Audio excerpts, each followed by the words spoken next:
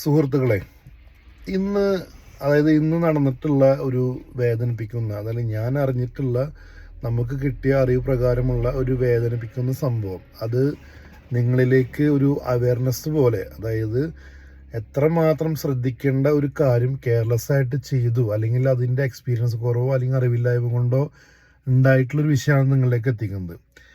നമ്മുടെ നാട്ടിലെ കുന്നംകുളത്തെ ഒരു ഹോസ്പിറ്റല് കഴിഞ്ഞ ദിവസം, അതായത് ഇന്നക്ക് 4 ദിവസം മുന്നേ അഡ്മിറ്റായി ഡെലിവറി കഴിഞ്ഞിട്ടുള്ള നമ്മുടെ ഒരു ടീമിൻ്റെ കുട്ടിയുടെ, അതായത് ഈ 3 ദിവസം കഴിഞ്ഞതിന് ശേഷം കുട്ടിക്ക് കൈയിൻ്റെ മേലെ ഉണ്ടായിരുന്ന അതായത് മരുന്ന് വെക്കുന്നതിന് മറ്റും ആവശ്യമായിട്ട് കുത്തി വെച്ചിട്ടുള്ള ഐറ്റംസ് ഊരുന്നതിൻ്റെ ഇടയിൽ അത് ഊരി അതിൻ്റെ ബാൻഡേജ് ഒട്ടിപ്പ് കട്ട് ചെയ്യുന്ന സമയത്ത് അറിയാതെ കുട്ടിയുടെ വിരലും കൂടി കട്ട് ചെയ്തു.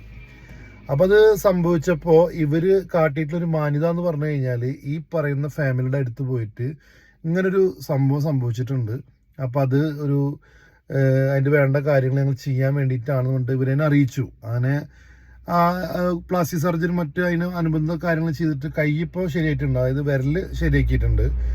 അപ്പോൾ ഇങ്ങനത്തെ കാര്യങ്ങൾ ചെയ്യുമ്പോൾ, കാരണം പഠിക്കുന്ന ആളുകളാവാം, അതുപോലെ എക്സ്പീരിയൻസ് ഉള്ള ആളുകളുണ്ടാവും, പല കാറ്റഗറി ഉണ്ടാവും, പിന്നെ മനുഷ്യന്മാരാണ്, തെറ്റ് സംഭവിക്കില്ല എന്നല്ല.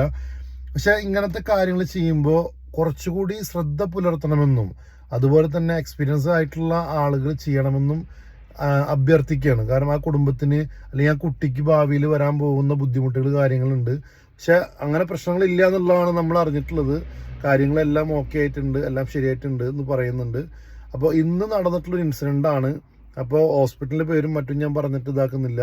അപ്പോൾ എക്സ്പീരിയൻസ്ഡ് ആയിട്ടുള്ള ആളുകൾ ഇങ്ങനത്തെ കാര്യങ്ങൾ ചെയ്യുമ്പോൾ അത് അവരുടെ നേതൃത്വത്തിൽ ചെയ്യണം എന്നുള്ളതും, അതുപോലെ കെയർലെസ് ആയിട്ട്, കാരണം ഇതൊക്കെ ചെയ്യണ സമയത്ത് അത്രയും മെഡിക്കൽ രംഗത്ത് നിൽക്കുന്ന ആളുകളാണ്, മെഡിക്കലായിട്ട് നിൽക്കുന്ന സംഭവങ്ങളാണ്. അപ്പോൾ അത്രയും ശ്രദ്ധിക്കണമെന്നും വിനീതമായിട്ട് അഭ്യർത്ഥിക്കുകയാണ്.